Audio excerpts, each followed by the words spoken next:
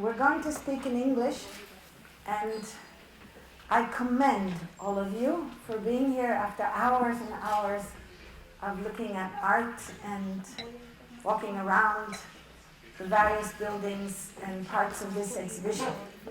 So I have the pleasure of spending 10 minutes with Julie Mehretu here to talk about her work. And it is important to know that Julie arrived late one evening in this same room in 2001 when we organized an exhibition called The Moderns. It was one of the first shows I did in this museum when I joined it, coming from PS1. And Moderns was an exhibition that explored the relationship between art made today, at the time, at the today of that time, and early modernism. At the time, modernism was not popular at all. The only word you could use was postmodernism at that time. But I found that there were a number of artists who actually were exploring modernist principles and modernist concepts in a new way. And Julie was one of them. I had met her in New York and exhibited her work at PS1 in the exhibition called Greater New York, the first edition of Greater New York.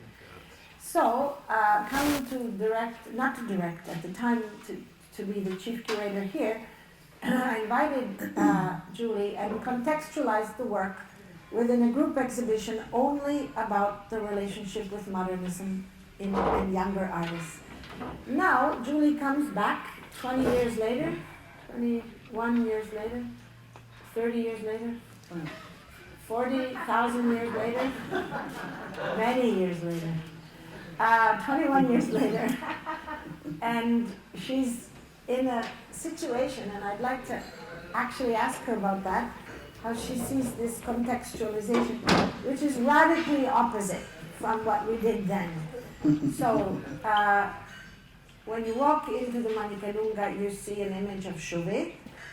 It's a still from the film by Werner Herzog on the Chauvet Caves, and he will be with us, by the way, on May 21st, I think, for a talk. And it is about speed and the representation of the world through the layered perceptions of images that somehow imitate through both the shape of the rocks and the iteration of the figure. It almost looks like chronophotography. It was developed in the late 19th century and early 20th century after the birth of photography. So Julie's work is placed in the Manica Lunga, which is a place where you could jog. So there's a lot of walking up and down the 140 meters, and a painting by Giacomo Balla from 1913 called Velocità Astratta, Abstract Velocity, which was a painting where, for the first time, a modernist artist tried to represent the actual experience of something, a car, going by you very quickly. And so, suddenly Julie's work is in a dialogue with 40,000 years ago or 25,000 years ago, Giacomo Balla, early modernism, walking down the way, The Human One, work that we'll talk about later, which is a very recent work made by people, and then the Francis Bacon, which seems to speak about immobility. So I wanted to ask you how you feel. Why is Orient there, and is it happy there, or is it an unhappy painting? It feels really lonely. It's a lot of space up there. No, I mean, at first I want to just say thank you so much. It's such a pleasure and honor to be here. And as usual, you bring together this very kind of wonderful group of artists that all have these interesting kind of ways of intersecting with one another or being in dialogue. And for me, I always learn about new people and new works, and it's been such an honor to meet you, Braca, and to hear you today, and many of the others, to be in conversation with Richard, and so many here. So thank you. And I also I think that it's a really interesting context up there. I think first it feels almost like because there's so much space, there's this really kind of stretched out sensibility of time and discourse, and it really does go 25, 35,000 years. But everything does, right? Like, so what you were talking about today, earlier, about this idea of the past and knowledges that we have not accessed, or the lost knowledge that we don't have. It wasn't that this knowledge didn't exist or wasn't being produced or being investigated. It was this knowledge that what was not in any way invested in and maintained and passed on. And so those losses are part of this history that is intrinsically a part of all of us.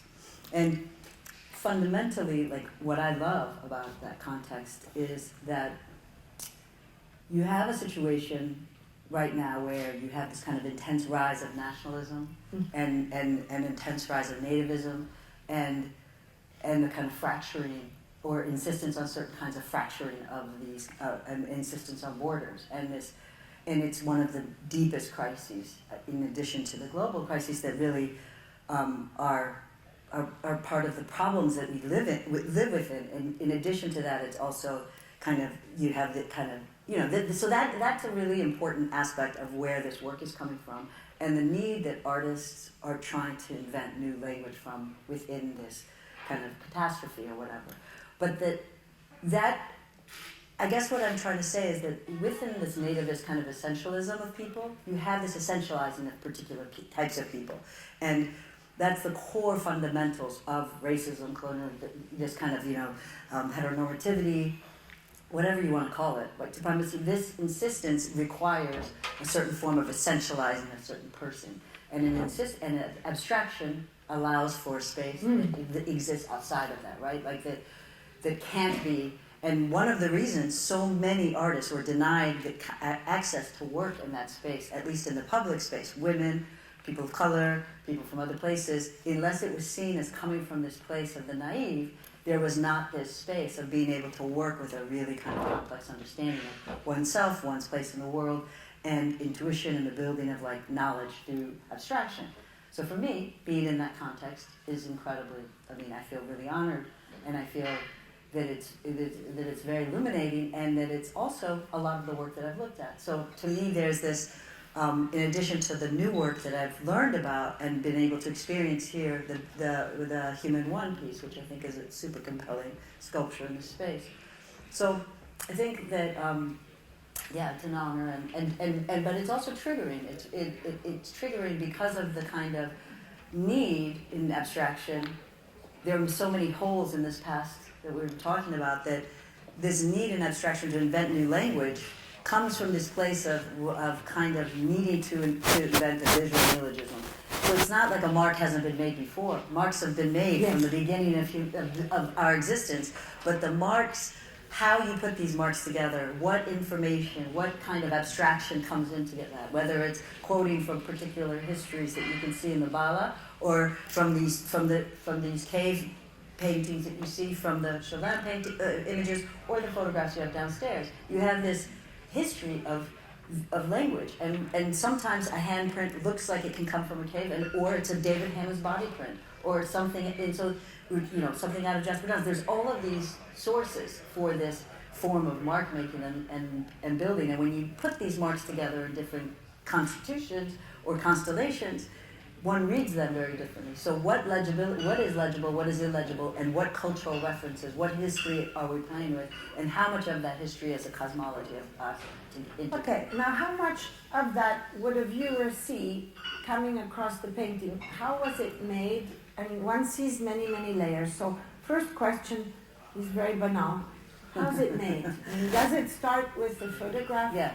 Okay, can you tell us? In this case, it has to do with Irma, I think. This case, the paintings usually, I've made many that start with just this gray neutral ground, the gray space, or the kind of in between space, right? And then I started to really become interested in the blurred photograph, because the blur allows for kind of the illegibility of the photograph, but all of the color and light and presence of that action is embedded in that. The kind of almost the ghost of the action is in the blur.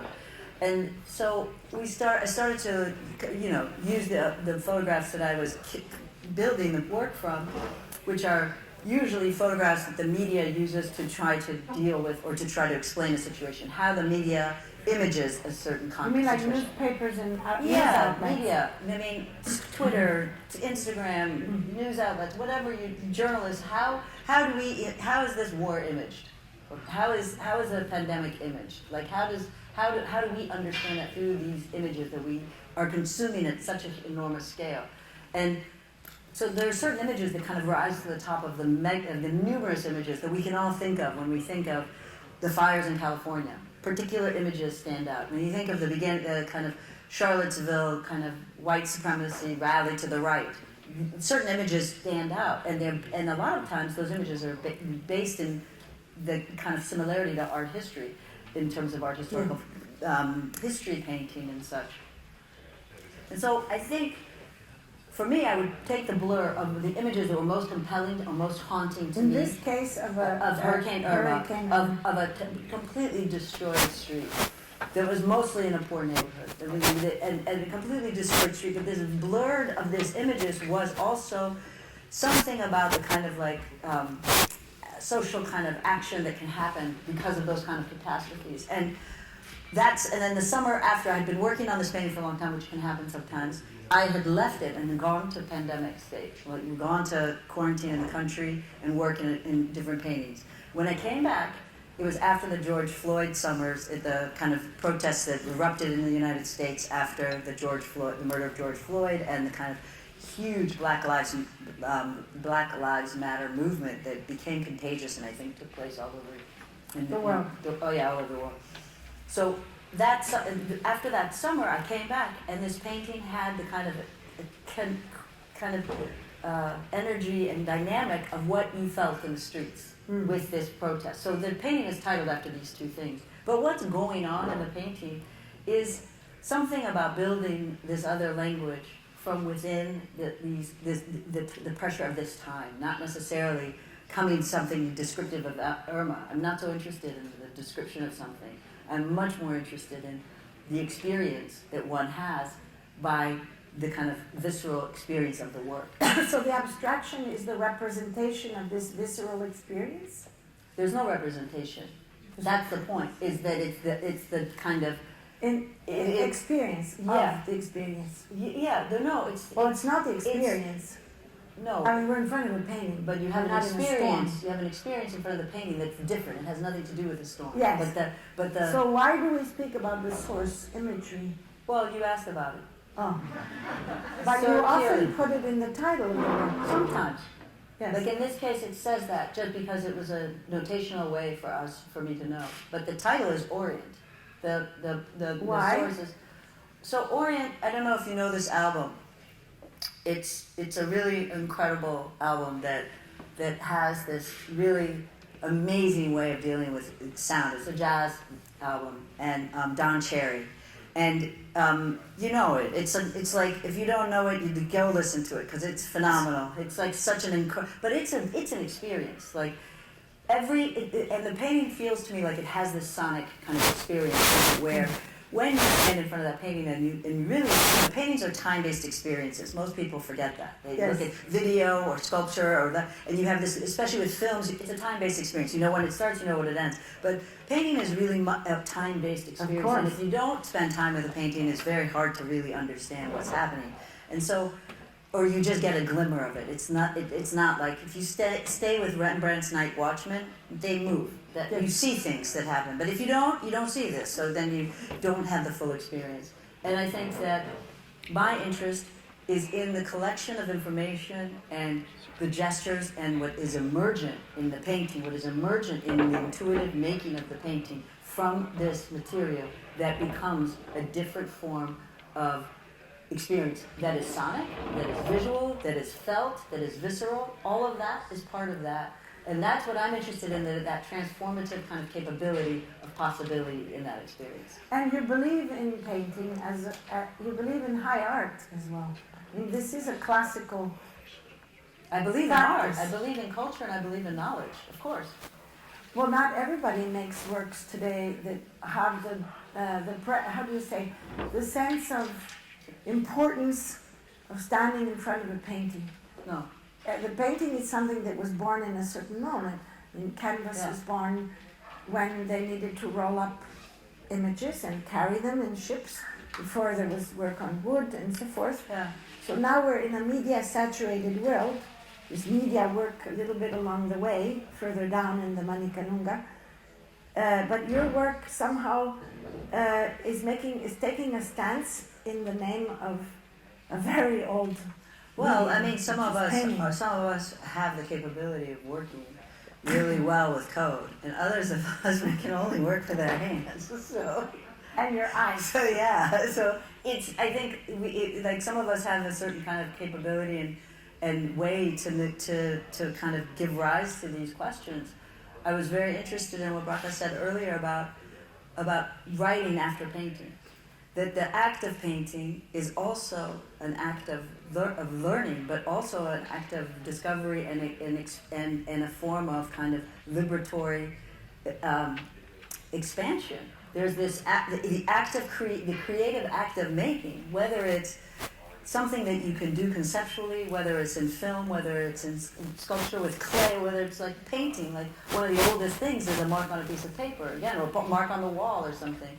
But the thing is that it's this insistence on being, it's this insistence on being. Yes. And learning through watching. Yeah. Intelligence through signs and colors and layers. Well, the more you look at a painting of yours, to the evolution of knowledge through that. Where is the knowledge here? Knowledge is in that experience. Knowledge is in the insistence on that culture and inventing something else from that that can deal with something that hasn't been able to be communicated. When we're like when you think about it's not just one of us here. Like I'm not a philosopher. I'm talking about as a painter and as an artist and as a citizen of the world, as a being in this cosmology, that I know as much as the world wants to deny the individual's kind of importance in terms of experiential kind of capability and contribution, that there is this necessity that has come along human beings from the beginning. And to me, that's you believe in individual knowledge, in singular I believe experience. As part of the collective, of course.